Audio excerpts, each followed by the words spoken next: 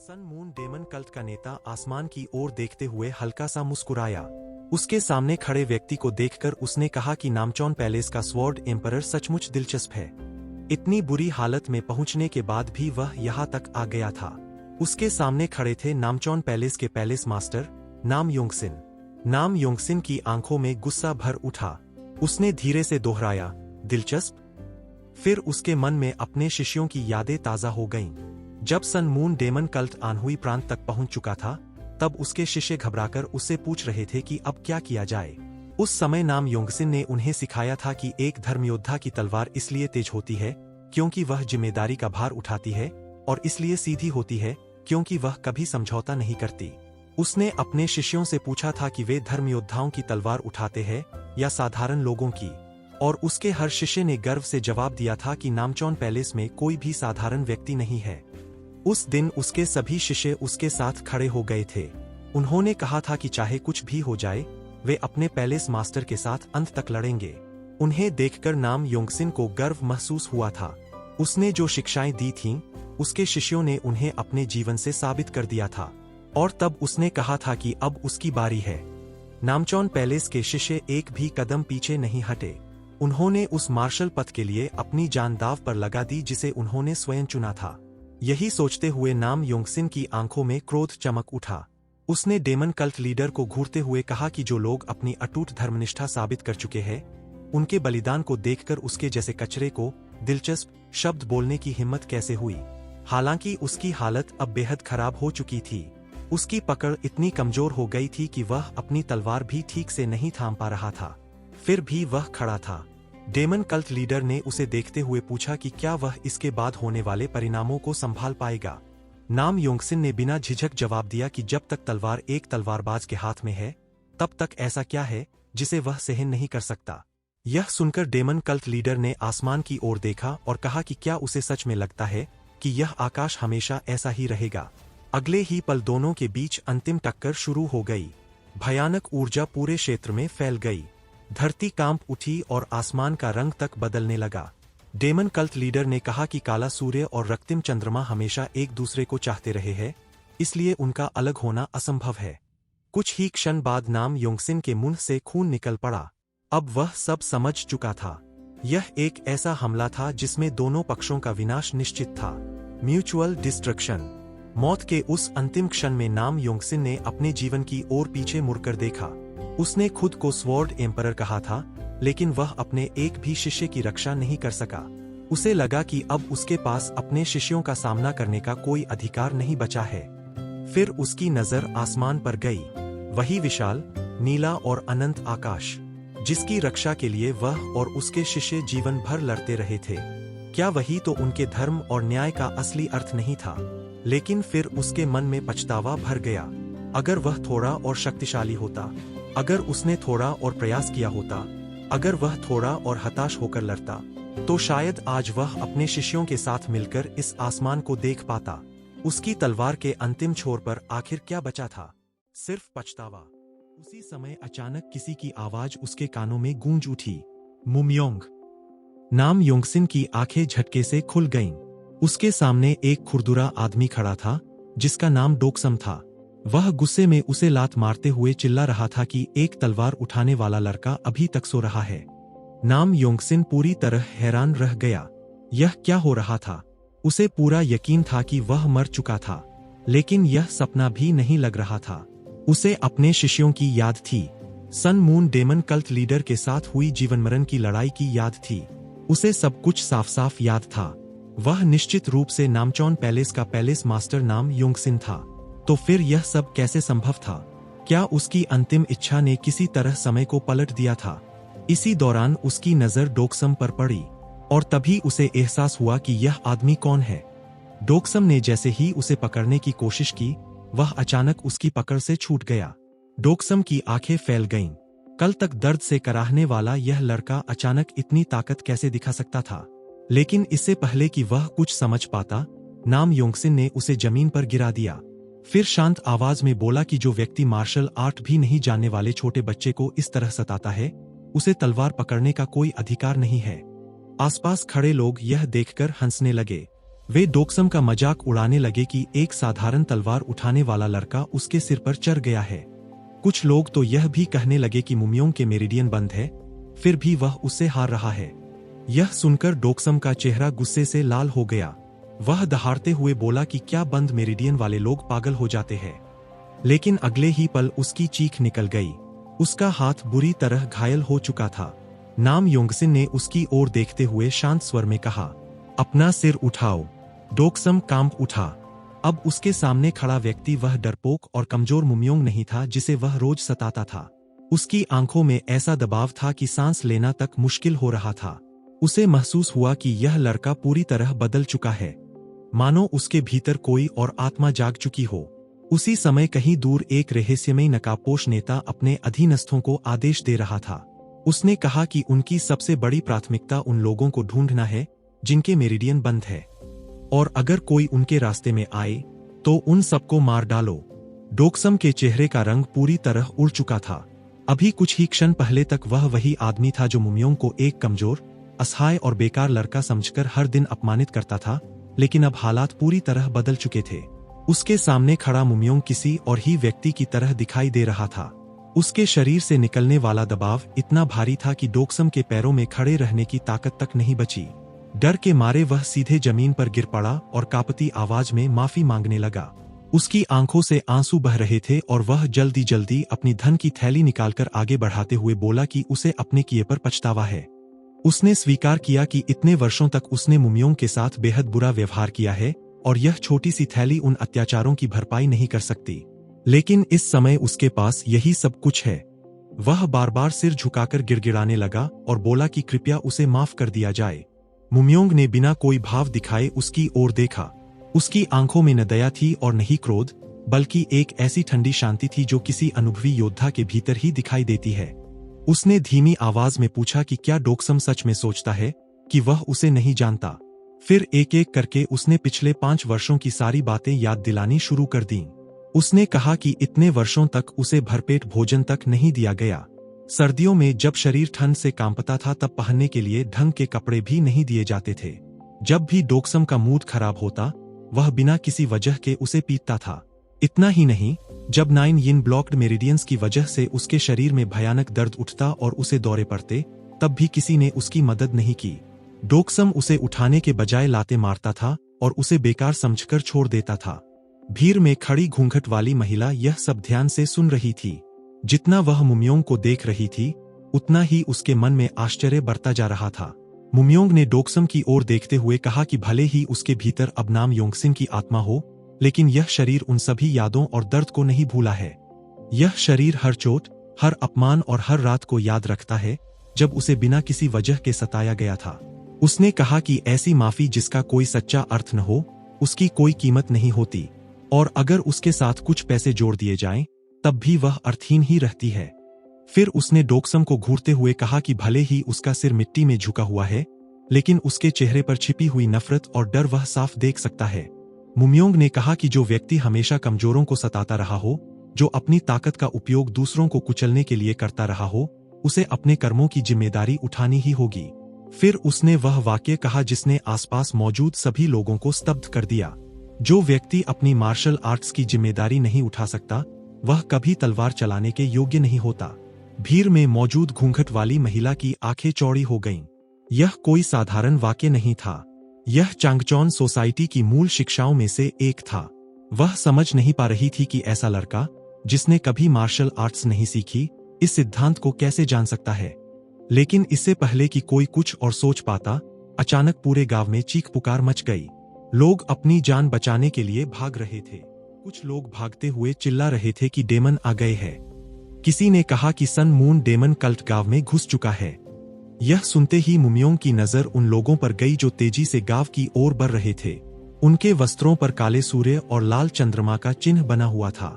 जैसे ही उसने वह निशान देखा, उसके भीतर दबा हुआ क्रोध फिर से जाग उठा। उसके सामने वही संगठन खड़ा था जिसने उसके पिछले जीवन में अनगिनत लोगों की जान ली थी, और अंत में नामचौन पैलेस को भी। उसे पूरा यकीन हो गया कि ये वास्तव में सन मून डेमन कल्ट के सदस्य हैं। जब उसने सुना कि वे बंद मेरिडियंस वाले व्यक्ति को खोज रहे हैं, तो उसके मन में तुरंत एक विचार आया, क्या वे उसी की तलाश में है? लेकिन चाहे कारण कुछ भी हो, वह निर्दोष लोगों को मरते हुए नहीं देख सकता था। गांव वाले उसे रोकने लगे। वे चिल्ला चिल्लाकर कह रहे थे कि वह भाग जाए, लेकिन मुम्योंग शांत खड़ा रहा। उसने धीरे से अपनी तलवार उठाई और कहा कि जो व्यक्ति तलवार धारण करता है, उसे यह भी पता होना चाहिए कि उसे कब निकालना है। इसके बाद उसने गहरी सांस ली और अपनी मुद्रा बना ली। हालांकि उसके शरीर में आंतरिक ऊर्जा नहीं थी, उसकी मांसपेशियां कमजोर थीं। उसका शरीर बीमार था और 9 यिन ब्लॉक्ड मेरिडियंस उसे लगातार नुकसान पहुंचा रहे थे। लेकिन उसके अनुभव, उसकी समझ और उसका मार्शल हृदय अब भी एक स्वॉर्ड एम्परर का था। उसने आंखें बंद कर लीं। उसके आसपास की आवाजें धीरे धीरे गायब होने लगीं। उसने केवल अपने दुश्मनों की उपस्थिति को महसूस करना शुरू किया। बाईं ओर 3, दाईं ओर 4, सामने 2। उसके मन में 3 टैलेंट्स स्वॉर्ड्समैनशिप का सिद्धांत उभरा। स्वर्ग,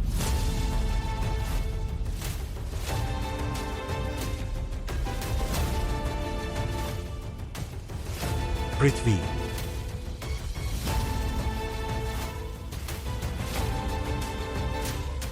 मानव।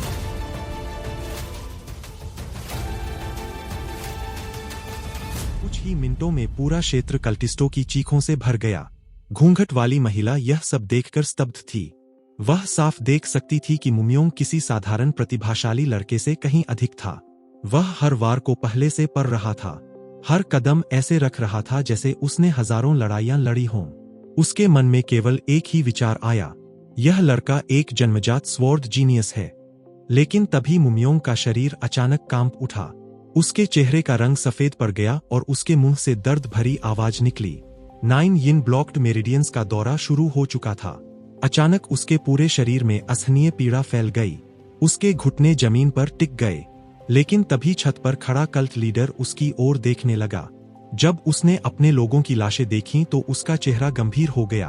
उसने पूछा कि क्या यही वह लड़का है जिसकी वे तलाश कर रहे हैं। कुछ ही क्षण बाद उसके अधीनस्थ ने पुष्टि कर दी, यह वही लड़का था, 9 यिन ब्लॉक्ड मेरिडियंस वाला लड़का। यह सुनते ही कल्ट लीडर की आंखों में चमक आ गई। उसने बिना समय गवाए आदेश दिया, उसे जिंदा पकड़ो। जिस क्षण सन मून डेमन कल्ट के लोगों ने मुम्योंग को जिंदा पकड़ने का आदेश दिया था, उसी समय नीली बिजली जैसी चमक ने युद्ध भूमि को रोशन कर दिया। दर्द से जूझ रहे मुम्योंग ने उस ऊर्जा को महसूस करते ही हैरानी से सोचा, नीली बिजली? वही कल्टिस्टों के चेहरों पर भी घबराहट साफ दिखाई देने लगी। उन्होंने तुरंत उस महिला को पहचान लिया, ब्लैक क्लाउड प्लेफुल लेडी। उन्हें विश्वास नहीं हो रहा था कि वह यहाँ मौजूद है। कुछ ही क्षणों में उन्हें समझ आ गया कि शायद चांगचोन सोसाइटी को उनके मिशन की खबर मिल चुकी है। लेकिन उनके नेता ने बिना घबराए आदेश दिया कि मिशन सबसे पहले है और बाकी लोग उसे थोड़ा समय दिलाएं। उधर मुम्योंग की नजरें लगातार उस रहस्यमयी महिला पर टिकी हुई थीं। जैसे ही उसने उसकी चाल देखी, उसके मन में एक झटका सा लगा। वह चाल उसे बेहद परिचित लगी थी। अगले ही पल उसे एहसास हुआ कि यह तो नामचोन पैलेस की प्रसिद्ध फुटवर्क तकनीक इन्फिनिट स्टेप है। अब वह पूरी तरह निश्चित था कि उसने गलत नहीं देखा। लेकिन इससे एक नया सवाल खड़ा हो गया, यदि वह महिला नामचोन पैलेस से नहीं थी तो उसे यह तकनीक कैसे आती थी? तभी एक कल्टिस्ट ने मुम्योंग को पकड़ने की कोशिश की, लेकिन महिला ने तुरंत हस्तक्षेप किया। उसने ठंडे स्वर में कहा कि वह उससे अपने गंदे हाथ हटाए, क्योंकि उसे यह बच्चा पसंद आ गया है। इसके बाद मुम्योंग की चेतना धीरे धीरे धुंधली पड़ने लगी और वह बेहोशी में डूब गया। जब उसने दोबारा आंखें खोलीं तो खुद को एक सुरक्षित स्थान पर पाया। उसके सामने वही महिला बैठी थी। उसने पूछा कि क्या वह जाग गया है। मुम्योंग तुरंत सतर्क हो गया, लेकिन जल्द ही उसने महसूस किया कि उसका शरीर पहले से काफी बेहतर है। तब महिला ने बताया कि उसने उसके 9 यिन ब्लॉक्ड मेरिडियन से उत्पन्न कोल्ड यिन क्यूई को अस्थायी रूप से दबा दिया है। यह सुनकर मुम्योंग के मन में कई सवाल उठने लगे। 9 यिन ब्लॉक्ड मेरिडियंस सामान्यतः केवल महिलाओं में पाए जाते थे, फिर उसके जैसे पुरुष में यह कैसे हो सकता था? और उससे भी बढ़कर, यह महिला इतनी कम उम्र में इतनी शक्तिशाली कैसे हो सकती थी कि वह ऐसी स्थिति को नियंत्रित कर सके? कुछ देर बाद महिला ने अपना परिचय दिया। उसने बताया कि उसका नाम ली सेहा है और वह चांगचोन सोसाइटी से है। इसके बाद उसने बिना घुमाए सीधा प्रस्ताव रखा, यदि मुम्योंग उसका शिष्य बन जाए तो वह न केवल उसे मार्शल आर्ट्स सिखाएगी बल्कि उसके 9 यिन ब्लॉक्ड मेरिडियंस का इलाज करने का भी प्रयास करेगी। यह प्रस्ताव इतना अचानक था कि मुम्योंग समझ नहीं पाया कि एक अजनबी उसके प्रति इतनी दयालु क्यों हो रही है। तब ली सेहा ने कहा कि उसने उसके छोड़े हुए तलवार के निशान देखे हैं। वे सीधे थे, दृढ़ थे और उनमें कोई हिचकिचाहट नहीं थी। यहाँ तक कि जब डेमन उसके सामने खड़े थे और उसका शरीर दौरे की कगार पर था, तब भी उसने पीछे हटने का विचार नहीं किया। यही बात उसे सबसे अधिक प्रभावित कर गई थी। जब मुम्योंग ने पूछा कि आखिर 9 यिन ब्लॉक्ड मेरिडियंस का इलाज कैसे संभव है, तब ली सेहा ने उसे एक पुस्तक दिखाई और बताया कि उसने हेवेनली थंडर ट्रू यांग टेक्निक में महारत हासिल की है। यह एक ऐसी सर्वोच्च साधना कला थी जो सोलर यांग क्यूई को एकत्र करती थी। उसका इरादा था कि मुम्योंग को यह तकनीक सिखाकर उसके बंद मेरिडियंस को एक एक करके खोला जाए। उसने स्पष्ट किया कि यदि मुम्योंग महिला होता तो यह तरीका काम नहीं करता, लेकिन पुरुष होने के कारण उसके पास एक अवसर मौजूद था। मुम्योंग ने उसकी बातों पर गंभीरता से विचार किया। वह जानता था कि केवल यांग आधारित तकनीक सीख लेना पर्याप्त नहीं है, क्योंकि कोल्ड यिन क्यूई की वृद्धि कहीं अधिक तेज होती है। फिर भी ली सेहा की बात पूरी तरह असंभव नहीं लग रही थी, विशेष रूप से तब जब उसने अपनी आंखों से उसकी बिजली जैसी क्यूई देख ली थी। उसके मन में यह विचार भी आया कि यदि वह इस बाधा को पार कर ले तो यही उसकी भविष्य की सबसे बड़ी ताकत बन सकती है। लेकिन मुम्योंग के लिए एक सवाल अब भी बाकी था। उसने पूछा कि आखिर वह एक साधारण तलवार उठाने वाले लड़के को अपना शिष्य क्यों बनाना चाहती है। तब ली सेहा ने उसे उसकी अपनी कही हुई बात याद दिलाई, जो व्यक्ति अपनी मार्शल आर्ट्स की जिम्मेदारी नहीं उठाता, उसे तलवार पकड़ने का अधिकार नहीं है। उसने कहा कि उसे ऐसा शिष्य नहीं चाहिए जो बिना सोचे समझे तलवार घुमाए। उसे ऐसा शिष्य चाहिए जिसके भीतर एक धर्मयुक्त हृदय हो। जब मुम्योंग ने पूछा कि यदि वह प्रस्ताव ठुकरा दे तो क्या होगा, ली सेहा ने बताया कि डेमन उसका पीछा करते रहेंगे और चांगचोन सोसाइटी को उसे किसी सुरक्षित स्थान पर छिपाकर रखना पड़ेगा। उसने यह भी कहा कि किसी एक व्यक्ति की बलि देकर समस्या खत्म कर देना आसान हो सकता है, लेकिन तब वे डेमोनिक पाथ से अलग नहीं रह जाएंगे। जो बचाया जा सकता है उसकी रक्षा करनी चाहिए, यही उसका विश्वास था। इन शब्दों ने मुम्योंग को गहराई से प्रभावित किया और उसने महसूस किया कि यह महिला सचमुच उसकी गुरु बनने योग्य है। आखिरकार मुम्योंग ने अपना निर्णय सुना दिया। उसने ली सेहा से कहा कि वह उसके साथ चलेगा और उसका शिष्य बनेगा। इसके बाद ली सेहा ने एक और बात उठाई। उसने कहा कि मुम्योंग, नाम कुछ अजीब है और यदि उसे डेमोनिक कल्ट के पीछा करने वालों से बचना है तो उसे एक नया नाम अपनाना होगा। यह सुनकर मुम्योंग अपने अतीत के बारे में सोचने लगा। उसने मन ही मन निश्चय किया कि इस जीवन में भी वह नामचोन पैलेस का सम्मान आगे बढ़ाएगा। इसलिए उसने नामगुंग उपनाम चुना और सन मून डेमन कल्ट के साथ अधूरे हिसाब को समाप्त करने के संकल्प के साथ जुन नाम चुना। जब उसने अपना नया नाम बताया तो ली सेहा ने मुस्कुराकर उसकी सराहना की। इसके बाद उसने औपचारिक रूप से झुककर प्रणाम किया और कहा, यह शिष्य नामगुंग जुन सम्मानपूर्वक अपने गुरु को प्रणाम करता है। ली सेहा ने उसे स्वीकार कर लिया, लेकिन भावुक क्षण ज्यादा देर नहीं चला। अगले ही पल उसने घोषणा कर दी कि अब तुरंत प्रशिक्षण शुरू होगा। नामगुंग जुन अभी इस बात को समझ भी नहीं पाया था कि उसके सामने हेवेनली थंडर ट्रू यांग टेक्निक की पुस्तक रख दी गई। ली सेहा ने कहा कि सभी मार्शल आर्ट्स की नींव सूत्र को समझने से शुरू होती है और इसी के साथ नामगुंग जुन के नए जीवन तथा नई साधना की शुरुआत हो गई। ली सेहा ने नामगुंग जुन को एक प्राचीन ग्रंथ सौंपा और बताया कि यह हेवेनली थंडर ट्रू यांग फॉर्मूला की गुप्त साधना पुस्तक है। तभी नामगुंग जुन ने धीरे से अपनी एक छोटी सी गलती सुधारते हुए बताया कि उसका सरनेम सिर्फ नाम नहीं बल्कि नामगुंग है। यह सुनकर ली सेहा एक पल के लिए हैरान रह गई, क्योंकि उसने पहले कभी ऐसा उपनाम नहीं सुना था। हालांकि उसने इस बात पर ज्यादा ध्यान नहीं दिया और समझाया कि चूंकि नामगुंग जुन पहले एक स्वॉर्ड बॉय के रूप में रह चुका है, इसलिए उसे अक्षरों और मुरिम की कुछ बुनियादी जानकारी होगी, लेकिन फिर भी वह उसे शुरुआत से सब कुछ समझाएगी। नामगुंग जुन ने सम्मान के साथ सिर झुकाकर उनकी शिक्षा स्वीकार कर ली। जैसे जैसे शिक्षा आगे बढ़ती गई, नामगुंग जुन अपने गुरु की क्षमता को देखकर भीतर ही भीतर प्रभावित होता रहा। वह अच्छी तरह जानता था कि इतनी कम उम्र में 3 flowers converging at the crown के स्तर तक पहुंच जाना किसी साधारण प्रतिभा की बात नहीं थी। उसके मन में आया कि भविष्य में जब फिर से सन मून डेमन कल्ट का सामना होगा, तब ली सेहा जैसी प्रतिभाशाली गुरु एक बहुत बड़ी ताकत साबित होंगी। उसे तो यहाँ तक महसूस हुआ कि शायद उनके अंदर मौजूद प्रतिभा उसके पिछले जीवन से भी अधिक है। कुछ देर बाद ली सेहा ने साधना के एक श्लोक की ओर इशारा करते हुए उससे उसका अर्थ पूछा। बिना किसी झिझक के नामगुंग जुन ने समझाया कि आंतरिक ऊर्जा को केवल आगे नहीं बढ़ाना चाहिए, बल्कि उसे अधिक बल के साथ प्रवाहित करते हुए ओकजुंग एक्यू पॉइंट से तेजी से निकालना चाहिए। इतना सटीक उत्तर सुनकर ली सेहा मन ही मन चौंक गई। उसे विश्वास ही नहीं हुआ कि कोई नया शिष्य पहली बार में इतनी गहराई से इस सिद्धांत को समझ सकता है। उसी क्षण उसे महसूस हुआ कि नामगुंग जुन सचमुच ऐसा प्रतिभाशाली शिष्य है जो एक बात सीखकर 10 बातें समझ लेता है। यहाँ तक कि उसे ऐसा लगने लगा मानो वह किसी शुरुआती विद्यार्थी को नहीं बल्कि अपने बराबर या उससे भी अधिक अनुभवी विशेषज्ञ के साथ चर्चा कर रही हो। काफी समय बीतने के बाद ली सेहा ने सोचा कि शायद उसका शिष्य थक गया होगा, लेकिन जब उसने उससे आराम करने को कहा तब नामगुंग जुन ने बताया कि वह सारे श्लोक पहले ही याद कर चुका है और अब तुरंत साधना शुरू करना चाहता है। यह सुनकर ली सेहा ने मन ही मन सोचा कि केवल साधना की विधि याद कर लेने से कोई तुरंत क्यूई महसूस नहीं कर सकता।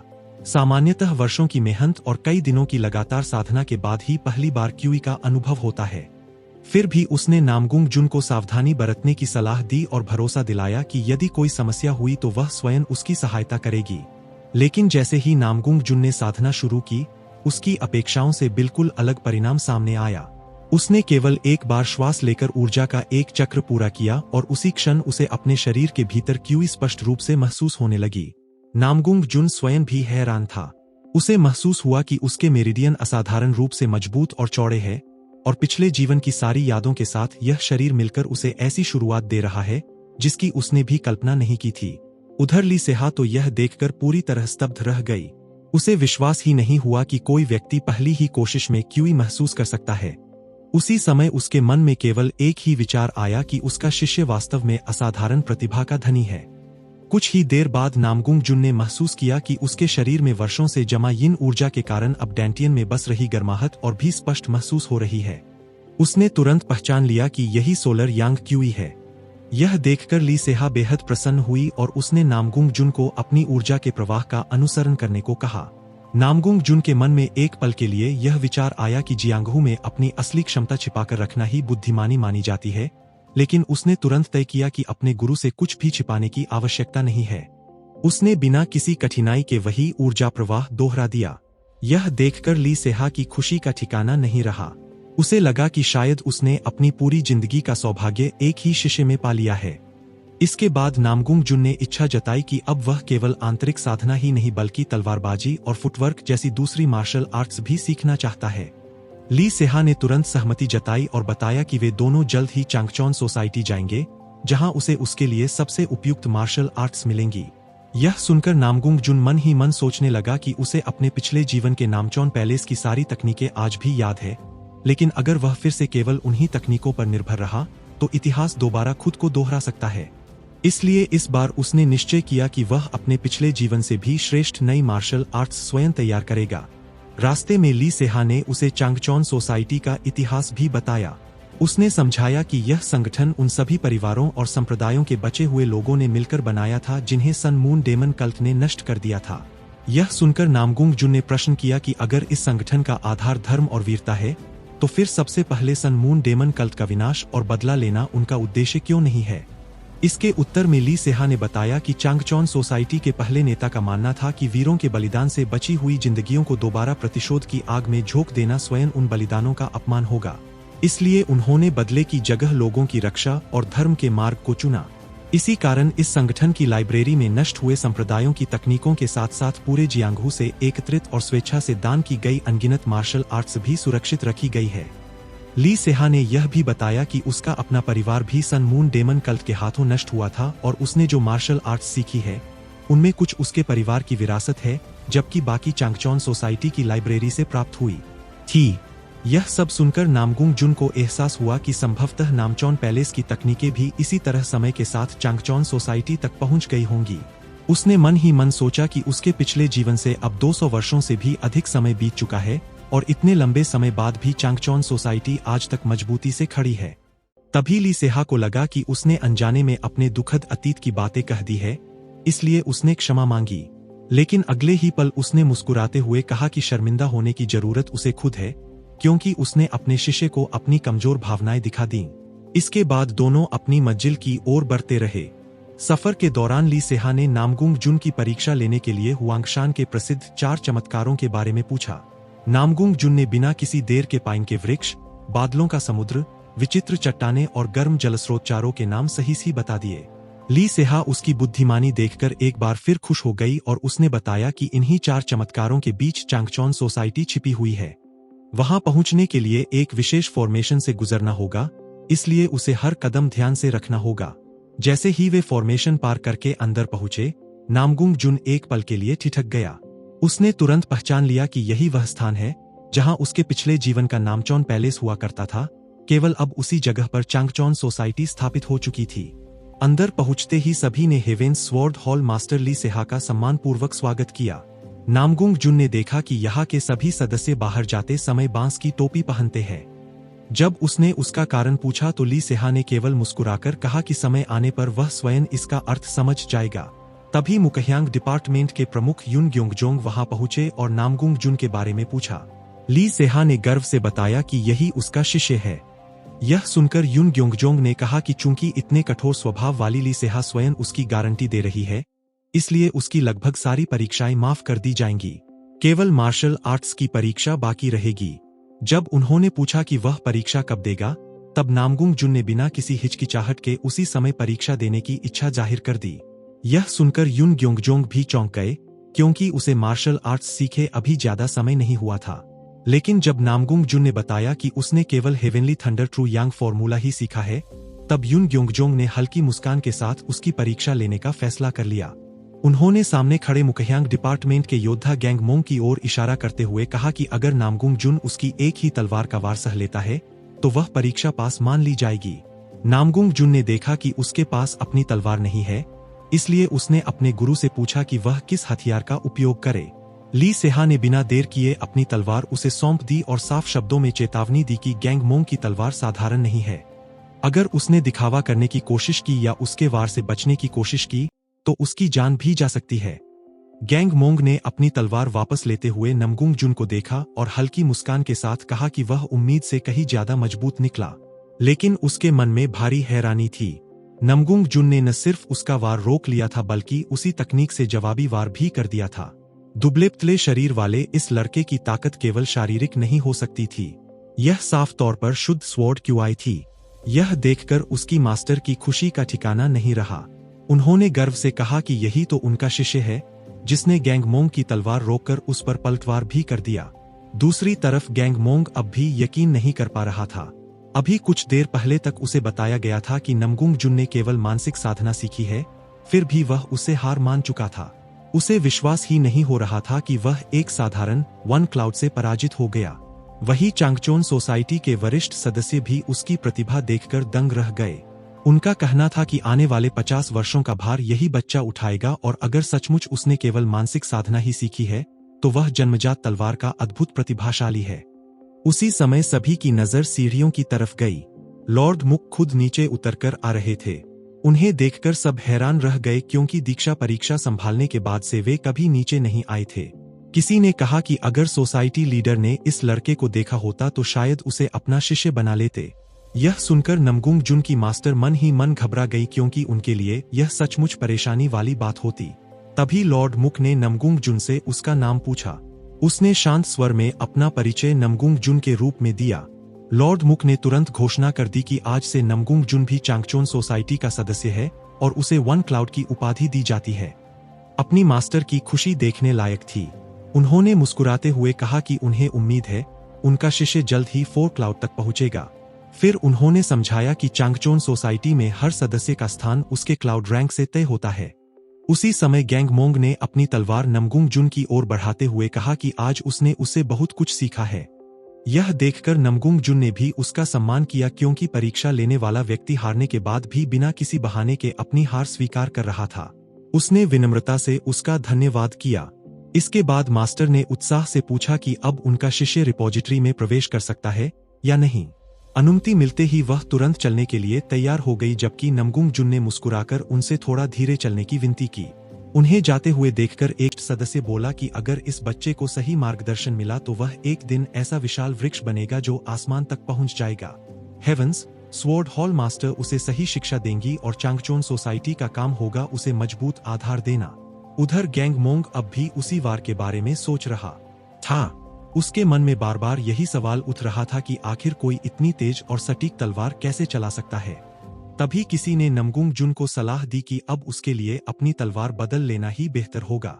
यह सुनकर वह खुद भी थोड़ा हैरान रह गया। कुछ ही देर बाद मास्टर उसे एक विशाल भवन के सामने ले आई और बताया कि इसका नाम सेल्फ रिफ्लेक्शन मार्शल आर्काइव है, जिसका अर्थ है स्वयं पर विचार करना। अंदर कदम रखते ही नमगुंग जुन उसकी विशालता देखकर चौंक गया। उसे लगा कि उसके पिछले जीवन का नैमचियन पैलेस का पुस्तकालय भी इसके सामने बहुत छोटा था। मास्टर ने समझाया कि सामान्य संप्रदाय अपने गुप्त ग्रंथों पर कई तरह की पाबंदियां लगाते हैं, लेकिन चांगचोन सोसाइटी ऐसा नहीं करती, क्योंकि सन मून डीमन कल्ट का सामना करने और धर्म की रक्षा करने के लिए सभी को लगातार और अधिक शक्तिशाली बनना होगा। वहां गोस्टली सोल स्वॉर्ड आर्ट जैसे ग्रंथ भी मौजूद थे, जिन पर अलग अलग क्लाउड रैंक अंकित थे। इसके बाद उन्होंने बताया कि यहाँ प्रतिबंध नहीं बल्कि एक मानक रखा गया है। कुछ गुप्त ग्रंथ ऐसे हैं जिन्हें कम क्लाउड रैंक वाले सदस्य नहीं पढ़ सकते।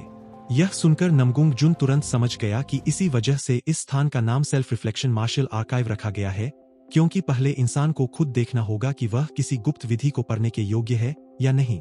मास्टर मुस्कुराते हुए उसके लिए उपयुक्त मार्शल आर्ट चुनना चाहती थीं, लेकिन नमगुंग जुन ने विनम्रता से मना कर दिया। उसने कहा कि वह अपनी गुप्त विधि स्वयं चुनना चाहता है। मास्टर ने उसकी इच्छा स्वीकार कर ली और केवल इतना कहा कि चयन करने के बाद वह उन्हें जरूर दिखाए।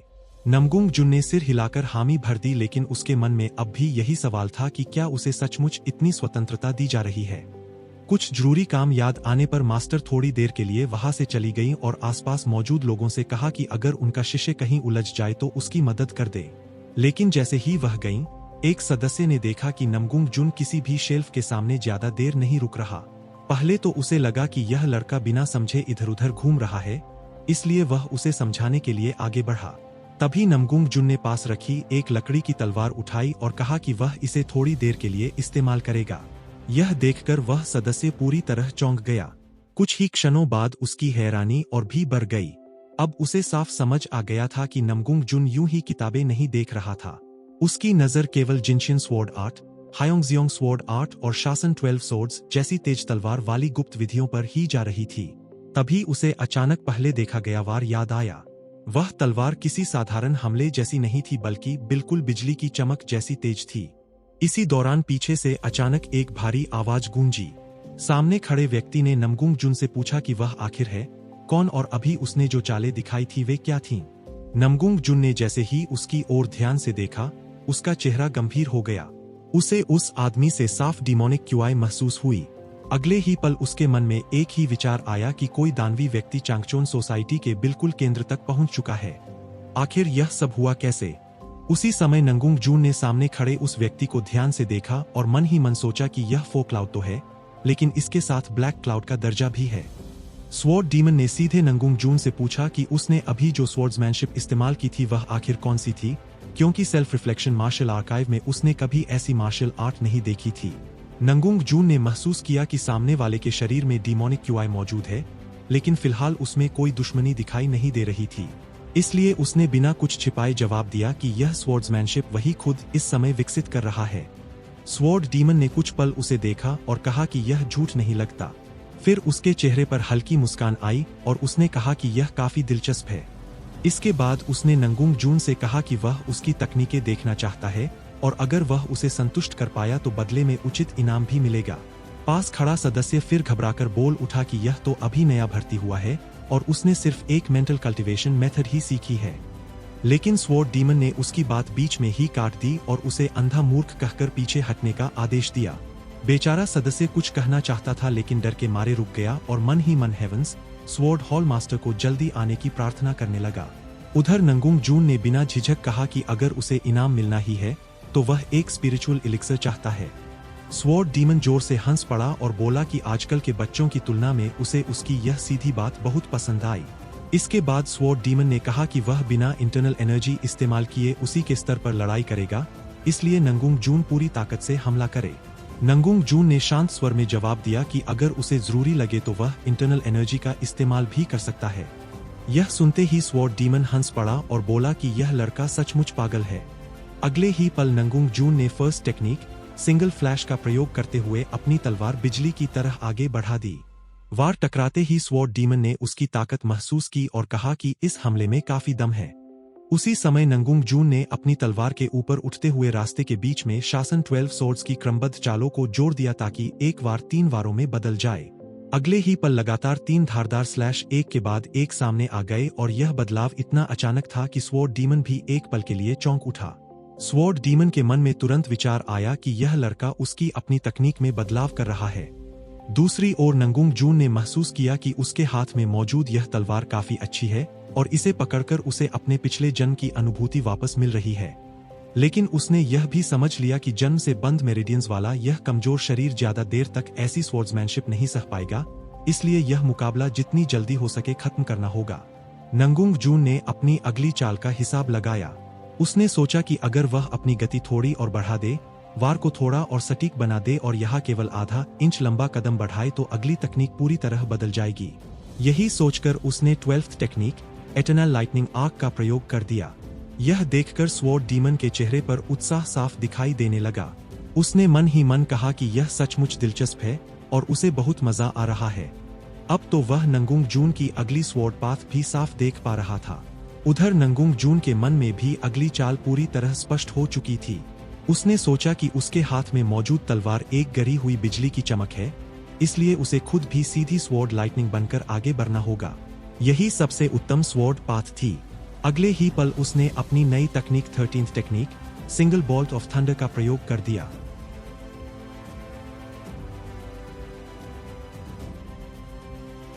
इस वार के बाद स्वॉर्ड डीमन के चेहरे का भाव बदल गया। उसने मन ही मन स्वीकार किया कि एक छोटे से लड़के ने उसे इस स्थिति तक पहुंचा दिया कि अब उसे इंटरनल एनर्जी का सहारा लेना पड़ रहा है। उसके पास नंगुंग जून की प्रतिभा को स्वीकार करने के अलावा कोई रास्ता नहीं बचा था।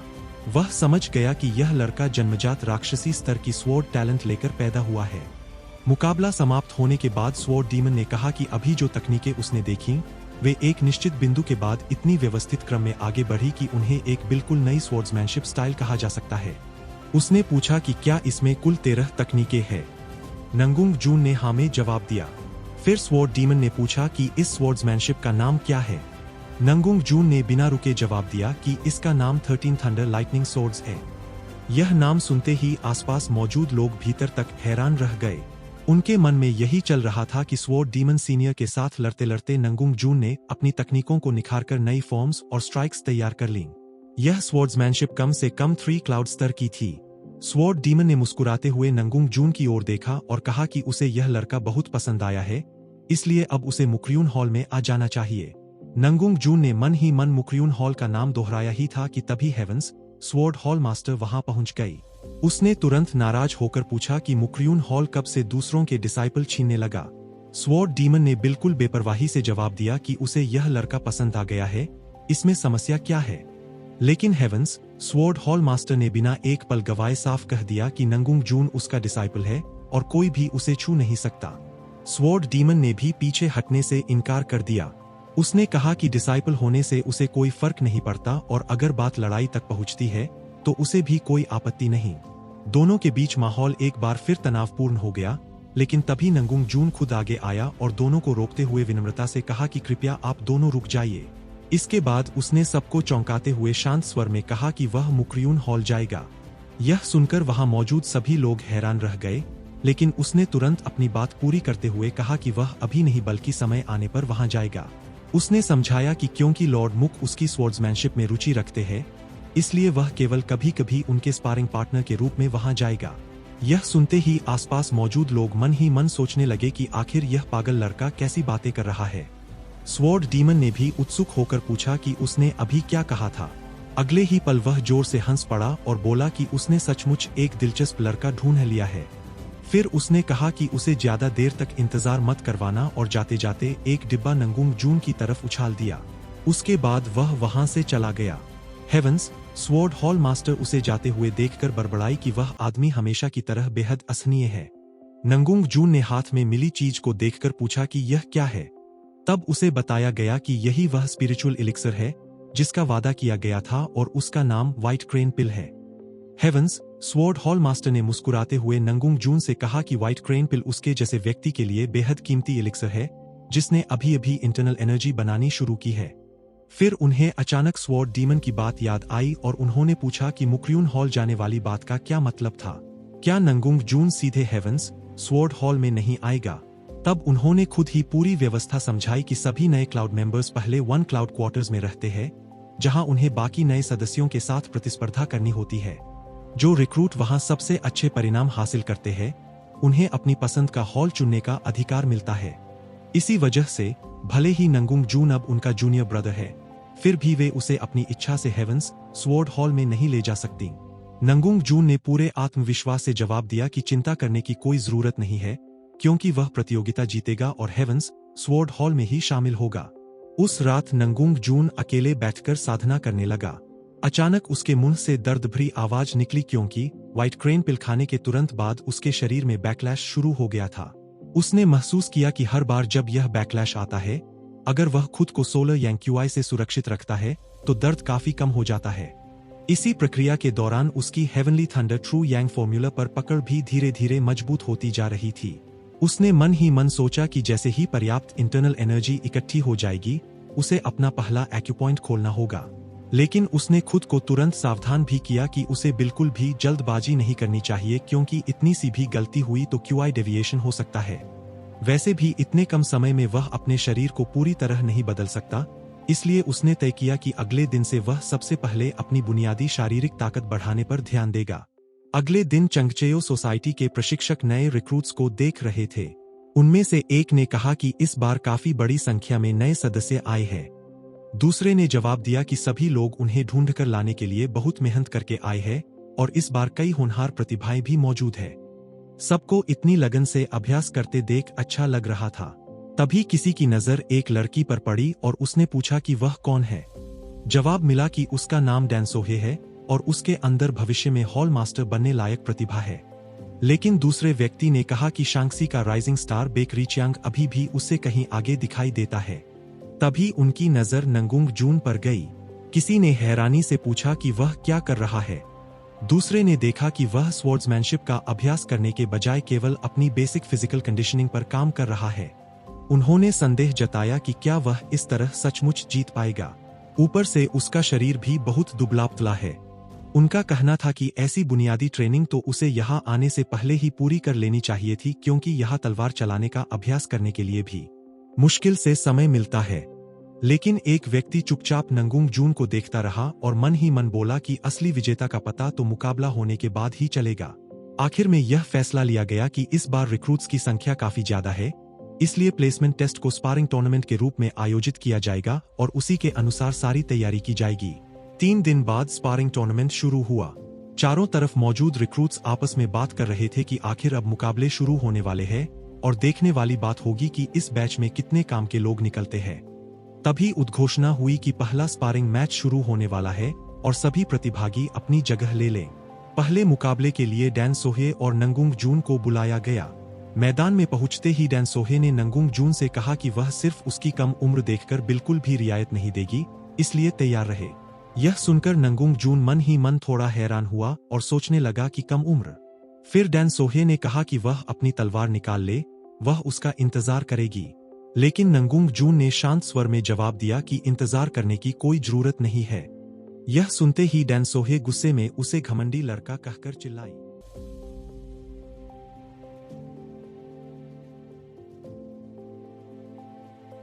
अगले ही पल कुछ ऐसा हुआ कि वह खुद भी समझ नहीं पाई। देखते ही देखते मुकाबला खत्म हो गया और उद्घोषक ने ऊंची आवाज में घोषणा कर दी कि इस मुकाबले का विजेता नंगुंग जून है। चारों तरफ मौजूद लोग दंग रह गए। कोई विश्वास ही नहीं कर पा रहा था कि डैनसोहे इतनी आसानी से हार गई। कई लोग एक दूसरे से पूछने लगे कि आखिर यह लड़का है कौन। दूसरी तरफ डैनसोहे अभी भी सदमे में थी। उसके मन में बार बार यही चल रहा था कि वह एक ही वार में हार गई। इसके बाद अगले मुकाबले की घोषणा हुई। तभी भीड़ में अचानक हलचल मच गई। सब लोग कहने लगे कि शांक्सी का राइजिंग स्टार आ गया है। उद्घोषक ने उसका नाम पुकारा, बेक रिचियांग। मुकाबला शुरू होते ही उसके सामने खड़े प्रतिद्वंद्वी ने देखा कि बेक रिचियांग ने अपनी तलवार तक नहीं निकाली। वह गुस्से में सोचने लगा कि क्या उसे इतना कमजोर समझा जा रहा है। लेकिन अगले ही पल सब कुछ खत्म हो गया। केवल एक वार में उसका प्रतिद्वंद्वी जमीन पर था। आसपास मौजूद लोग उत्साह से चिल्ला उठे कि जैसा उम्मीद थी, बेक रीचियांग ने एक ही वार में जीत हासिल कर ली। उद्घोषक ने तुरंत विजेता के रूप में बेक रीचियांग का नाम घोषित कर दिया। उसी समय नंगुंग जून ने महसूस किया कि बेक रीचियांग की नजर एक पल के लिए उसकी तरफ उठी थी। वह थोड़ा हैरान हुआ और मन ही मन सोचने लगा कि क्या उसने अभी सचमुच उसे देखा। दूसरी ओर बेक रीचियांग भी नंगुंग जून को देखकर भीतर ही भीतर मुस्कुराया। उसे यह लड़का दिलचस्प लगा, लेकिन उसने मन ही मन साफ तय कर लिया कि चाहे सामने कोई भी हो, वह जीत किसी और को देने वाला नहीं है। बेक रीचियांग के फाइनल तक पहुंचने की उम्मीद तो सभी ने पहले से ही कर रखी थी, लेकिन नंगुंग जून का नाम सामने आते ही पूरा चंगचेयो सोसाइटी हैरान रह गया। किसी ने भी पहले कभी उसका नाम नहीं सुना था। लोग आपस में पूछने लगे कि आखिर यह नंगुंग जून है, कौन और कहां से आया है। इतने शक्तिशाली तलवारबाज की कोई चर्चा तक नहीं हुई। यह बात सबको अजीब लग रही थी। उसी समय हेवंस स्वॉर्ड हॉल मास्टर भी वहां पहुंची और माहौल को देखकर उनके चेहरे पर हल्की मुस्कान आ गई। उन्होंने मन ही मन सोचा कि नंगुंग जून उनके शिष्य है, इसलिए ऐसा परिणाम उनके लिए बिल्कुल भी हैरानी की बात नहीं है। आखिरकार फाइनल का दिन आ गया। कमजोर शरीर वाला दिखने के बावजूद नंगुंग जून ने अब तक जिस तरह की तलवारबाजी दिखाई थी, उसने सभी को प्रभावित कर दिया था। दूसरी तरफ बेक रीचियांग अपने परिवार की कुर्बानी को याद कर रहा था और उसने मन ही मन कसम खाई कि वह किसी भी कीमत पर यह मुकाबला नहीं हारेगा। तभी iron tower hall master Dan जंग से रेफरी बनकर सामने आए और दोनों प्रतिभागियों को सम्मान के साथ मुकाबला करने का आदेश दिया। जैसे ही उन्होंने मुकाबला शुरू होने का संकेत दिया, बेक रीचियांग ने सोचा कि नंगुंग जून की असली ताकत भारी तलवार है, इसलिए वह उसे भारी तलवार चलाने का मौका ही नहीं देगा। लेकिन अगले ही पल बेक रीचियांग की सारी गणना गलत साबित हो गई। नंगुंग जून उसकी हर चाल को बेहद आसानी से टाल रहा था। अचानक उसने अपना संतुलन बदला और 13 थंडर लाइटनिंग सोर्ड्स की फर्स्ट फॉर्म 1 फ्लैश का इस्तेमाल किया। यह देखकर बेक रीचियांग दंग रह गया। उसे समझ ही नहीं आया कि इतना दुबला-पतला शरीर इतनी भयानक ताकत कैसे पैदा कर सकता है। मुकाबले के बीच उसने नंगुंग जून से पूछा कि क्या उसकी मुख्य तलवार तो हेवी स्वॉर्ड नहीं थी। नंगुंग जून ने शांत स्वर में जवाब दिया कि जियांगहू में हमेशा अपने पास एक छिपा हुआ तुरुप का पत्ता रखना चाहिए। तभी बेक रीचियांग हंस पड़ा और बिना किसी हिचकिचाहट के हार मान ली। उसने साफ कहा कि यह एक शानदार मुकाबला था। पूरे टूर्नामेंट में हर प्रतिद्वंद्वी को एक ही वार में हराने वाला बेक रीचियांग इस बार खुद हार स्वीकार कर चुका था और पूरा मैदान स्तब्ध रह गया। इसके बाद आधिकारिक घोषणा हुई कि इस स्पैरिंग टूर्नामेंट का विजेता नंगुंग जून है। इनाम के तौर पर उसे 300 साल पुराना हाशू डब्ल्यू स्पिरिचुअल एलिक्सर दिया गया। नंगुंग जून ने शांति से उसे स्वीकार करते हुए धन्यवाद कहा। उसकी शांत प्रतिक्रिया देखकर आसपास मौजूद लोग फिर से हैरान रह गए। इतनी दुर्लभ स्पिरिचुअल एलिक्सर को देखकर भी उसके चेहरे पर कोई लालच या उत्साह नहीं था। उसी समय बिसिन हॉल के हॉल मास्टर ने उसे अपने हॉल में शामिल होने का निमंत्रण दिया। उन्होंने बताया कि बिसिन हॉल 10 हॉल में से सबसे शक्तिशाली हॉल में गिना जाता है और अगर वह भविष्य में स्वॉर्ड लॉर्ड बनना चाहता है तो इससे बेहतर शुरुआत कहीं नहीं हो सकती। स्वॉर्ड लॉर्ड वही पद था जो चंगचेयो सोसाइटी के स्वॉर्ड फ्रेग्रेंस डिपार्टमेंट और पूरे 10 हॉल की देखरेख करता था। नंगुंग जून ने मन ही मन समझ लिया कि भविष्य में सन मून डीमन कल्ट का सामना करने के लिए उसे सचमुच स्वॉर्ड लॉर्ड जैसी ऊंचाई तक पहुंचना होगा। लेकिन बात यही खत्म नहीं हुई। तभी स्वॉर्ड डीमन सीनियर ने बीच में आकर ऐलान कर दिया कि नंगुंग जून पहले ही मुक्रियून हॉल आने का फैसला कर चुका है। यह सुनकर नंगुंग जून खुद भी चौंक गया, क्योंकि उसने ऐसा कभी नहीं कहा था। स्वॉर्ड डीमन सीनियर ने हंसते हुए कहा कि इतने समय बाद कोई इतना दिलचस्प नया शिष्य मिला है कि उसका खून तक गर्म हो गया है। उसी समय जोंगपा हॉल की ओर से भी उसे पूरा समर्थन देने का प्रस्ताव मिला। देखते ही देखते कई हॉल मास्टर आपस में बहस करने लगे। कोई कह रहा था कि नंगुंग जून मुक्रियून हॉल जाएगा तो कोई दावा कर रहा था कि फैसला उनका नहीं हो सकता। तभी हेवंस स्वॉर्ड हॉल मास्टर ली सेहा आगे बढ़ी और साफ शब्दों में कह दिया कि नंगुंग जून उनके शिष्य है। यह सुनते ही बाकी सभी हॉल मास्टर समझ गए कि यही असली वजह थी। किसी ने महसूस किया कि नंगुंग जून के शरीर से हेवनली थंडर ट्रू यांग टेक्निक की हल्की आभा भी निकल रही है। आखिरकार नंगुंग जून ने सबका सम्मान करते हुए कहा कि वह सभी प्रस्तावों के लिए आभारी है, लेकिन वह केवल हेवंस स्वॉर्ड हॉल में ही जाएगा। इसके बाद आधिकारिक रूप से घोषणा हुई कि वन क्लाउड नंगुंग जून को हेवंस स्वॉर्ड हॉल में प्रवेश की अनुमति दी जाती है। इस तरह नंगुंग जून आखिरकार हेवंस स्वॉर्ड हॉल पहुंच गया, लेकिन वहां उसका स्वागत फूलों से नहीं बल्कि एक नई चुनौती से हुआ। सामने खड़े एक वरिष्ठ सदस्य ने कहा कि उसने उसकी प्रतिभा के बारे में बहुत कुछ सुना है और यह भी सुना है कि वह फास्ट स्वॉर्ड का असाधारण प्रतिभाशाली उपयोग करता है। अब वह खुद देखना चाहता है कि नंगुंग जून सच में स्वागत के योग्य नया शिष्य है या फिर सिर्फ एक अनुभवहीन चूजा। नंगुंग जून शांत मुस्कान के साथ बोला कि तलवारबाज की असली भाषा उसकी तलवार होती है। इतना सुनते ही वरिष्ठ शिष्य ने उसे अपनी तलवार निकालकर आगे आने को कहा और दोनों आमने सामने खड़े हो गए। अगले ही पल दोनों की तलवारें टकराईं और मुकाबला इतनी तेज रफ्तार से शुरू हुआ कि देखने वाले भी हैरान रह गए। अचानक नंगुंग जून के कदमों की चाल देखकर सामने वाला वरिष्ठ शिष्य चौंक उठा। उसने पहचान लिया कि यह इन्फिनिट स्टेप है। उसे यकीन ही नहीं हो रहा था कि हेवंस स्वॉर्ड हॉल में अभी अभी शामिल हुआ नया शिष्य पहले से इन्फिनिट स्टेप जैसी उन्नत चाल सीख चुका है।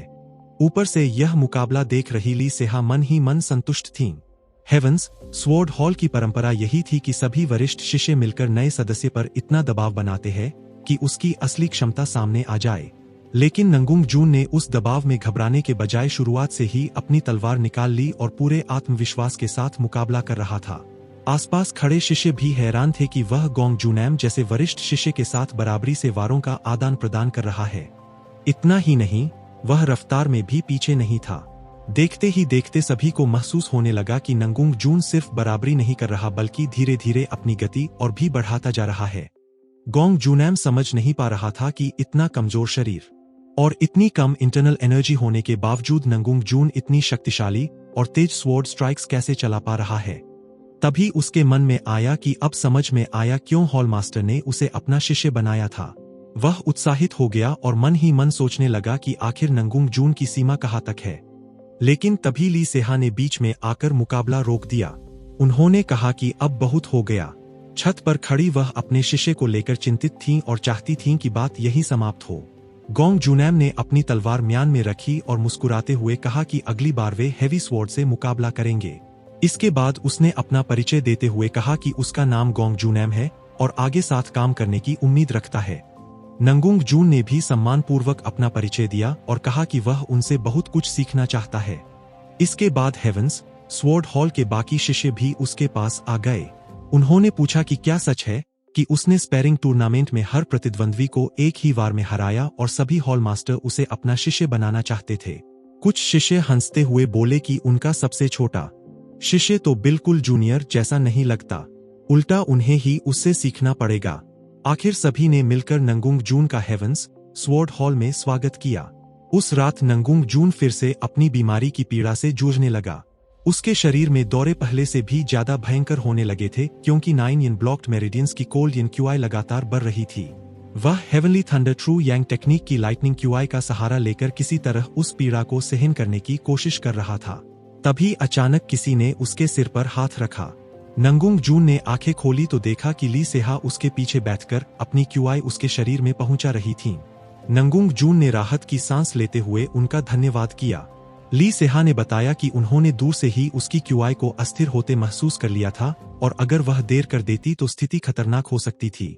नंगुंग जून ने कहा कि उसे जल्द से जल्द हेवनली थंडर ट्रू यांग टेक्निक में अपनी महारत बढ़ानी होगी।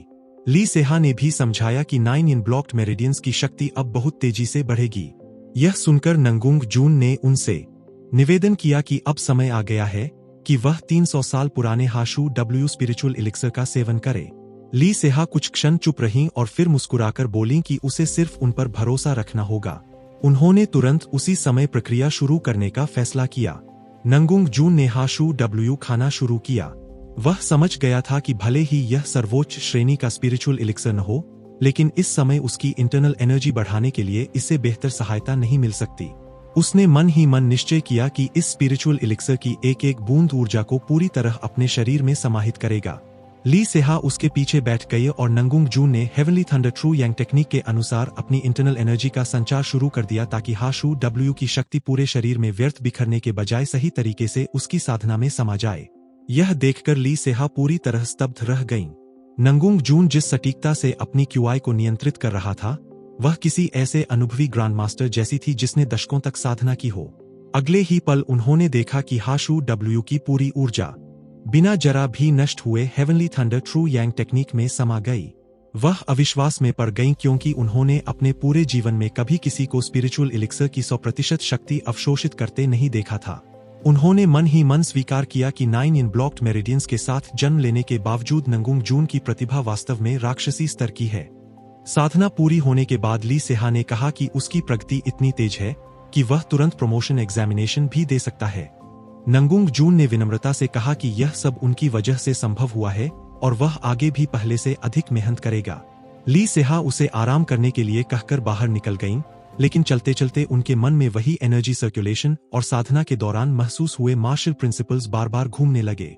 अचानक उन्हें एहसास हुआ कि हेवनली थंडर ट्रू यांग टेक्निक में जो रुकावट उन्हें इतने समय से रोक रही थी, उसे पार करने का रास्ता मिल गया है। वह खुशी से भर उठीं और मन ही मन समझ गईं कि यह सब नंगुंग जून की वजह से संभव हुआ। अगले दिन हेवंस स्वॉर्ड हॉल में प्रशिक्षण शुरू हुआ।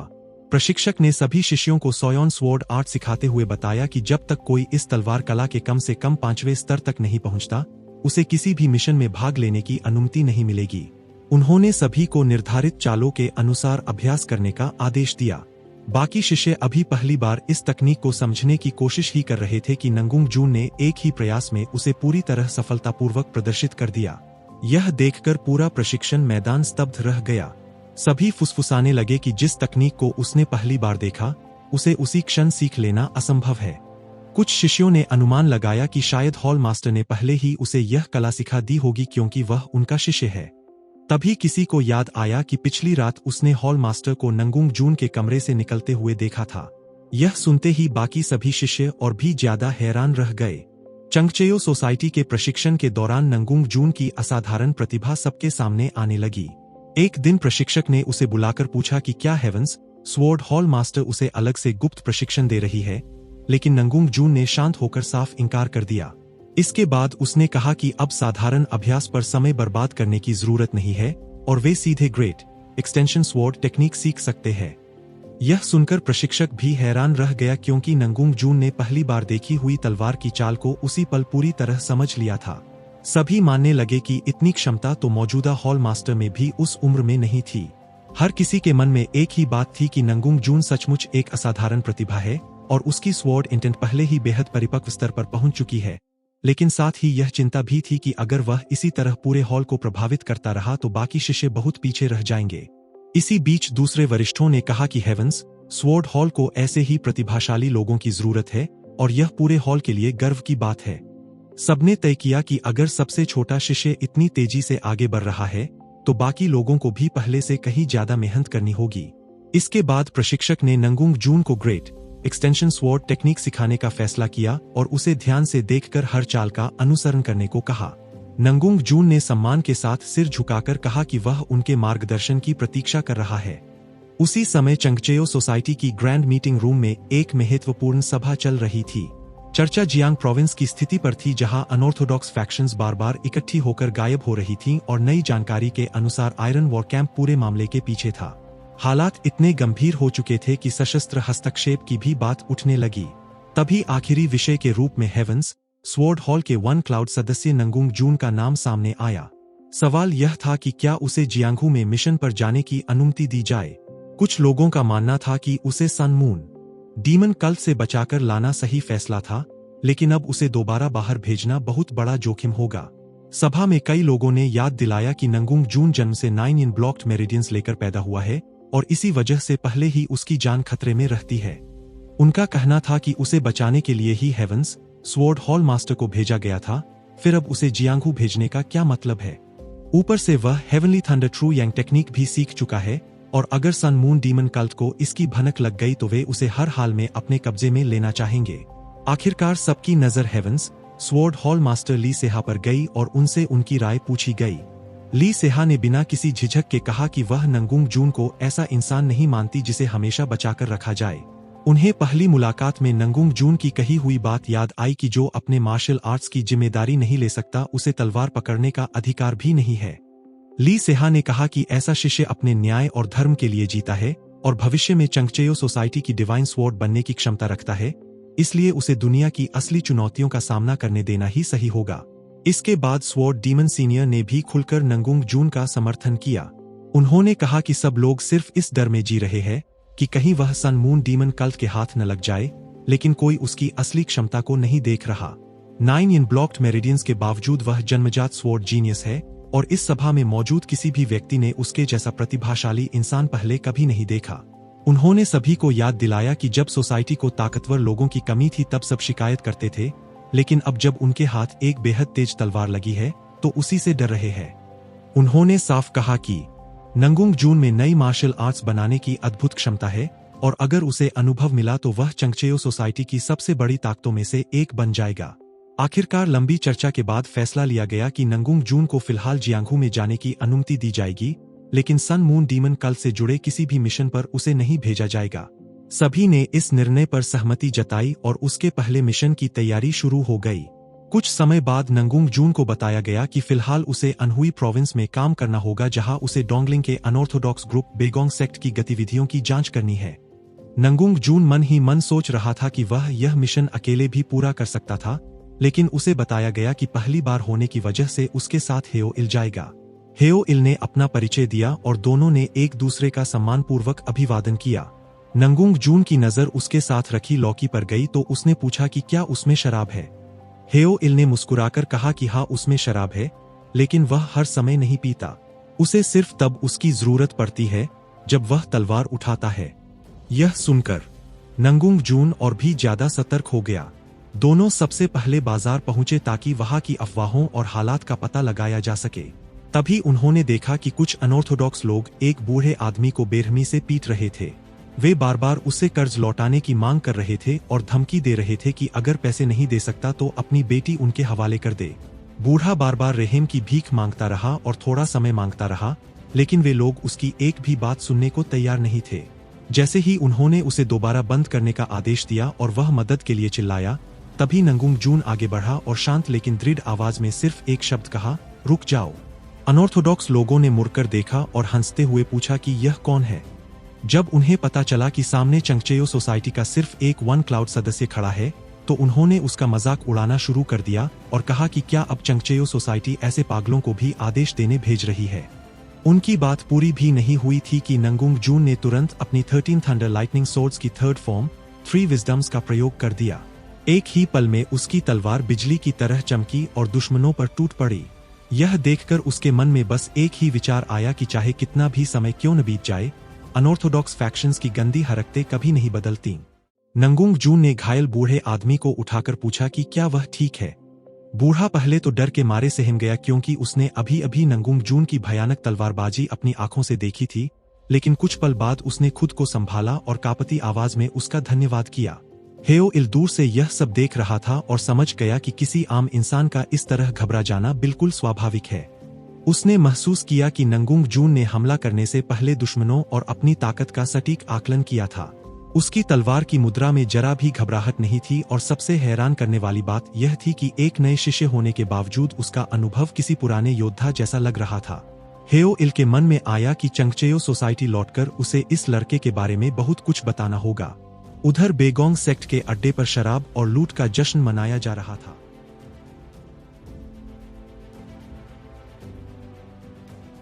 वहां के लोग हंसते हुए कह रहे थे कि जिस आदमी ने रास्ते का कर नहीं चुकाया था उसका ब्याज बढ़ते बढ़ते मूल रकम से 3 गुना हो चुका है और ऐसे लोगों की वजह से ही उनकी जिंदगी आराम से चल रही है। उन्होंने यह भी कहा कि इस बार पकड़े गए आम लोगों को अगर ओल्ड मैन संघों के हवाले कर दिया जाए तो उन्हें और भी ज्यादा पैसा मिलेगा। तभी अचानक एक ठंडी आवाज गूंजी कि तो तुम लोग मासूम लोगों का खून चूसकर अपना पेट भरते हो। सब चौंक कर मुड़े और सामने चंगचेओ सोसाइटी के वस्त्र पहने नंगुंग जून को खड़ा देखा। पहले तो वे उसका मजाक उड़ाने लगे कि सामने सिर्फ एक आदमी है और सबको एक साथ हमला करने का आदेश दे दिया, लेकिन अगले ही पल नंगुंग जून बिजली की तरह उनके बीच पहुंच गया। उसकी तलवार इतनी तेजी से चली कि कोई उसका वार देख भी नहीं पाया। कई लोग एक ही झटके में जमीन पर गिर पड़े और बाकी दर्द से चीखने लगे। जो भी उसके सामने आया वह पलक झपकते ही हार गया। नंगुंग जून ने उनकी लड़ाई देखकर बस एक शब्द कहा, कितने अनाड़ी हो। यह सुनकर बेगोंग सेक्ट के लोग और भी गुस्से में भर गए और उसे घमंडी लड़का कहकर फिर टूट पड़े, लेकिन उनकी हालत पहले से भी ज्यादा खराब हो गई।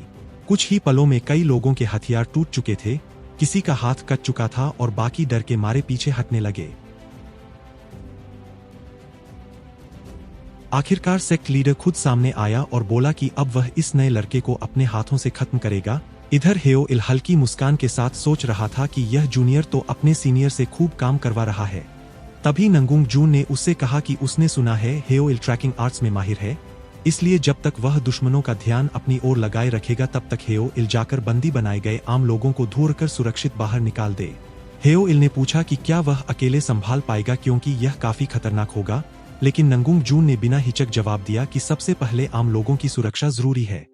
हेओ इल को तभी पूरी तरह यकीन हो गया कि हॉल मास्टर ने बिना परीक्षा के नंगुंग जून को अपने साथ लेने का फैसला बिल्कुल सही किया था।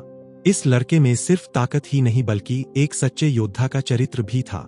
इसके बाद हेओ इल ने सभी बंदियों को आजाद करते हुए भरोसा दिलाया कि चंगचेयो सोसाइटी आ चुकी है और अब उन्हें डरने की कोई जरूरत नहीं है।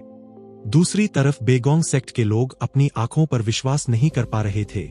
उनका सेक्ट लीडर लगातार पीछे धकेला जा रहा था और कोई समझ नहीं पा रहा था कि इतनी कम उम्र का लड़का इतनी भयानक स्वॉर्ड क्यूआई कैसे इस्तेमाल कर सकता है। उन्हें ऐसा लग रहा था जैसे सामने कोई ऐसा राक्षस खड़ा हो जिसने कई दशकों तक सिर्फ तलवार का ही अभ्यास किया हो। आखिरकार सेक्ट लीडर ने आखिरी दाव खेलते हुए कहा कि अगर नंगुंग जून ने आत्मसमर्पण नहीं किया तो वह बंदी बनाए गए सभी आम लोगों को मार डालेगा। लेकिन नंगुंग जून बिल्कुल शांत रहा और बोला कि तुमने बिल्कुल वैसा ही किया जैसा उसने सोचा था। उसने बताया कि अब तक वहां एक भी बंदी नहीं बचा होगा क्योंकि वह अकेला नहीं आया है। यह सुनते ही सेक्ट लीडर घबरा गया और तुरंत रहम की भीख मांगने लगा, लेकिन तब तक बहुत देर हो चुकी थी। नंगुंग जून की तलवार उसकी आंखों से भी तेज निकल चुकी थी। दुश्मन को समझ ही नहीं आया कि हमला कब हुआ। नंगुंग जून ने ठंडे स्वर में कहा कि तलवार निकलने के बाद प्रतिक्रिया देना हमेशा देर हो जाती है। उसी क्षण उसने अपनी थंडरक्लैप पाम टेक्निक का प्रयोग किया। बूढ़ा हैरान था कि 20 साल से भी कम उम्र का यह लड़का उसकी ट्विन पाम स्ट्राइक जैसी ताकतवर तकनीक को भी रोक चुका है, इसलिए वह सोचने लगा कि आखिर यह लड़का है कौन। फिर उसने नंगुंग जून के कपड़ों पर बनी वन क्लाउड की निशानी देखकर ताना मारा कि एक नए सदस्य ने उसकी आराम की जिंदगी का पूरा कारोबार ही बर्बाद कर दिया। उसकी बात सुनकर नंगुंग जून को एहसास हुआ कि बेगोंग सेक्ट सिर्फ छोटे मोटे अपराधियों का गिरोह नहीं था, बल्कि इनके पीछे कोई बड़ा आदमी भी मौजूद था। इसलिए उसने शांत आवाज में कहा कि अगर ऐसा है तो अपने रिटायरमेंट का सपना कुछ देर के लिए छोड़ दो और पहले अपने इस पूरे धंधे के बारे में सब कुछ बताओ। बूढ़ा उसकी बात सुनकर गुस्से से पागल हो गया और तुरंत हमला कर दिया, लेकिन नंगुंग जून ने लाइब्रेरी में देखी हुई हेवनली थंडर पाम टेक्निक का इस्तेमाल करते हुए उसके हर वार का जवाब दे दिया। उसी समय उसके सामने एक अजीब संदेश उभरा कि उसने कर्मालादेन एनर्जी जमा कर ली है। दूसरी ओर बूढ़ा उसके शरीर की यांग क्यूआई को देखकर लालच से भर गया।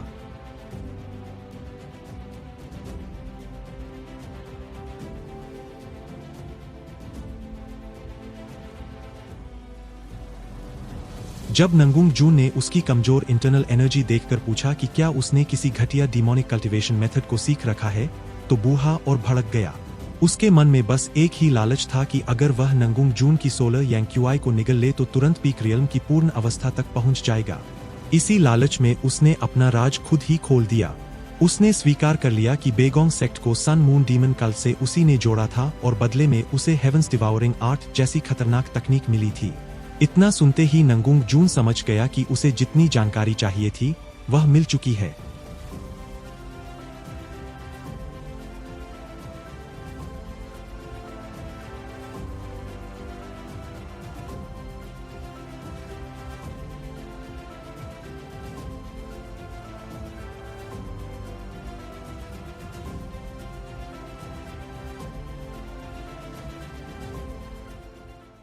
उसी समय हेओ इल वहां पहुंच गया। उसने चारों तरफ फैले हुए लोगों को देखकर हंसते हुए कहा कि अपने पहले ही मिशन में जूनियर ने सीनियर से भी ज्यादा काम करवा दिया। फिर उसने मरे हुए बूढ़े को पहचान लिया और बताया कि यह ओल्ड मैन संघो है, जो सन मून डीमन कल्ट का एक कुख्यात दलाल था और सालों से उनके लिए काम करता आ रहा था। उसकी तलाशी लेने पर उन्हें उसके कपड़ों में छिपी एक लेजर मिली। नंगुंग जून को तुरंत एहसास हुआ कि यह कोई साधारण हिसाब किताब नहीं है। तभी बचाए गए बच्चों में से एक छोटी बच्ची रोते हुए उसके पास आई। उसने बताया कि सोसाइटी के आने से पहले कुछ लोगों ने जेल से कई बच्चों को चुनकर कहीं और भेज दिया था और उसकी बड़ी बहन भी उन्हीं में थी। उसने नंगुंग जून से हाथ जोड़कर अपनी बहन और बाकी बच्चों को भी बचाने की विनती की। लेजर देखने के बाद उनकी शंका सच साबित हो गई। उसमें साफ लिखा था कि बच्चों को सन मून डीमन कल्ट को बेचने का पूरा हिसाब रखा गया था। नंगुंग जून तुरंत उन लोगों का पीछा करने के लिए तैयार हो गया, लेकिन हेओ इल ने उसे रोक दिया। उसने कहा कि यहाँ तक का मिशन पूरा हो चुका है और अब आगे का मामला सोसाइटी संभालेगी। नंगुंग जून ने हैरानी से पूछा कि वह क्यों नहीं जा सकता। तब हेयो इल ने मजबूरी में बताया कि सन मून डीमन कल्ट से जुड़े किसी भी मिशन में नंगुंग जून को शामिल न करने का सीधा आदेश मिला है। यह सुनते ही नंगुंग जून समझ गया कि आखिर तक सोसाइटी उसे सन मून डीमन कल्ट से दूर ही रखना चाहती है। हेयो इल ने नंगुंग जून को सख्त आवाज में समझाया कि यह मामला एक नए सदस्य के लिए बहुत खतरनाक है और उसे तुरंत वापस लौट जाना चाहिए। लेकिन नंगुंग जून बिना डरे बोला कि वह कोई साधारण रुकी नहीं है। हेयो इल ने फिर भी साफ कह दिया कि यह सलाह नहीं बल्कि आदेश है, इसलिए पीछे हट जाओ। यह सुनकर नंगुंग जून की आवाज पहले से भी दृढ़ हो गई। उसने कहा कि अगर किसी की ताकत देखकर या हालात से डरकर तलवार वापस म्यान में रख दी जाए तो फिर न्याय और सम्मान का क्या मतलब रह जाता है। जब एक बार तलवार खींच ही ली है तो अब पीछे मुड़ना उसके सिद्धांतों के खिलाफ है। नंगुंग जून की यह बात सुनकर हेयो इल उसके साहस से प्रभावित हो गया। उसने मुस्कुराकर कहा कि सच में वह एक दिलचस्प जूनियर है। आखिरकार उसने साथ चलने की अनुमति दे दी, लेकिन यह भी बताया कि वह डिमोनिक ह्यूमन हेडक्वार्टर से तुरंत सहायता मंगवाएगा। नंगुंग जून ने हामी भरते हुए कहा कि उसकी वजह से पहले ही काफी समय बर्बाद हो चुका है और पूछा कि क्या अब भी दुश्मनों तक पहुंचना संभव होगा। इस पर हेयो इल हल्का सा मुस्कुराया और बोला कि लोग उसे श्योर फाइंडिंग स्वॉर्ड कहते हैं, क्योंकि एक बार जिस लक्ष्य का पीछा कर ले उसे कभी खोता नहीं। दोनों तुरंत आगे बढ़ गए। हेयो इल रास्ते में जमीन पर बने पैरों के निशान देखते हुए बोला कि यही सन मून डीमन कल्ट की जेड डीमन स्टेप्स के निशान है और इन्हीं का पीछा करते हुए वे जल्द ही दुश्मनों तक पहुंच जाएंगे। नंगुंग जून पूरे रास्ते उसकी ट्रैकिंग स्किल को देखकर हैरान रह गया। इतनी तेज रफ्तार से चलते हुए भी हेयो इल एक भी छोटा सुराग नहीं छोड़ रहा था।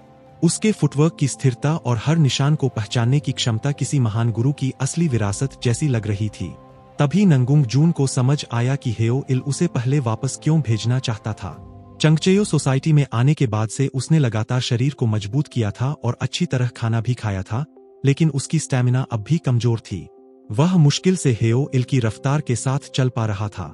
कुछ देर बाद हेयो इल रुक गया और बोला कि वे लगभग दुश्मनों तक पहुंच चुके हैं। 2 गाड़ियों के पहियों के निशान बिल्कुल ताजा थे और उनसे साफ पता चल रहा था कि वे आगे यांग्स रिवर की तरफ बढ़ रहे हैं, जहां से वे जहाज में सवार होकर भागने वाले थे। हेयो इल ने कहा कि अगर वे जहाज पर चढ़ गए तो उनका पीछा करना लगभग असंभव हो जाएगा, इसलिए अब एक पल भी देर नहीं की जा सकती। उसने अपनी गति धीमी कर दी ताकि नंगुंग जून उसके साथ बना रह सके। नंगुंग जून ने यह बात तुरंत महसूस कर ली। तब हेयो इल ने उससे कहा कि वह जितनी जल्दी हो सके पीछे से पहुंच जाए और अपनी ताकत लड़ाई के लिए बचाकर रखे। यह सुनकर नंगुंग जून ने मन ही मन ठान लिया कि इस मिशन के बाद वह बॉडी प्रोटेक्शन स्क्रिप्चर को हर हाल में पूरी तरह सीख कर रहेगा। उधर दुश्मनों की गाड़ियों के पास बैठे लोग आराम से शराब पीते हुए नदी तक पहुंचने का इंतजार कर रहे थे। उसी समय हेयो इल चुपचाप वहां पहुंच गया। उसने देखा कि लगभग 10 पहरेदार गाड़ियों की रक्षा कर रहे हैं। उसने फैसला किया कि नंगुंग जून के पहुंचने तक उसे अकेले ही उनका ध्यान भटकाना होगा। अगले ही पल उसकी हिडन वेपन्स चारों तरफ बिजली की तरह बरसने लगीं। कई लोग घायल होकर चीख उठे और तुरंत चिल्लाने लगे कि दुश्मन हमला कर चुका है, सभी लोग गाड़ियों की रक्षा करें और सावधान रहें। लेकिन जल्दी ही उन्हें एहसास हो गया कि हमला करने वाला सिर्फ एक ही आदमी है। उन्होंने तुरंत आदेश दिया कि लड़ाई में उलझने के बजाय सबसे पहले गाड़ियों को आगे बढ़ाया जाए। उनकी तेज प्रतिक्रिया देखकर हेयो इल समझ गया कि अब स्थिति पहले से कहीं ज्यादा मुश्किल हो चुकी है। उसी दौरान गाड़ियों के अंदर से बच्चों की रोती हुई आवाजें सुनाई दीं। वे मदद के लिए गुहार लगा रहे थे। यह देखकर हेयो इल समझ गया कि जिन बच्चों की तलाश थी वे इन्हीं गाड़ियों में बंद है। तभी अचानक एक ताकतवर किक उसकी ओर बिजली की तरह आया। वह किसी तरह पीछे हटकर बच गया और मन ही मन समझ गया कि अगर बरूसन की वह किक टेक्निक सीधे उस पर लग जाती तो उसी पल उसकी जान चली जाती।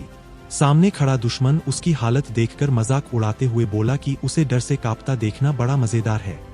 हेयो इल ने आराम से अपनी शराब की बोतल उठाई और एक घूंट पीते हुए जवाब दिया कि डर, इस दुनिया में सिर्फ एक ही आदमी है जिससे वह डरता है, और सामने खड़ा यह आदमी बिल्कुल भी वह नहीं है। हेयो इल की चाल अचानक बदल गई। उसकी हर हरकत पहले से बिल्कुल अलग और कहीं ज्यादा खतरनाक हो चुकी थी।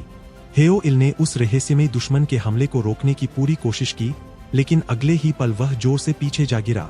अपने पैरों पर दोबारा खड़े होते ही उसके मन में एक ही सवाल उठा, क्या सामने खड़ा यह आदमी सन मून डीमन कल्ट का ब्राइट कल्ट ऑफिसर है? उसे अच्छी तरह पता था कि सन मून डीमन कल्ट के अनुयायी इन डीमोनिक आर्ट या यांग डीमोनिक आर्ट की शक्ति प्राप्त करते हैं, और जो योद्धा उस शक्ति में सबसे ऊंचे स्तर तक पहुंच जाते हैं उन्हें ब्राइट कल्ट ऑफिसर कहा जाता है।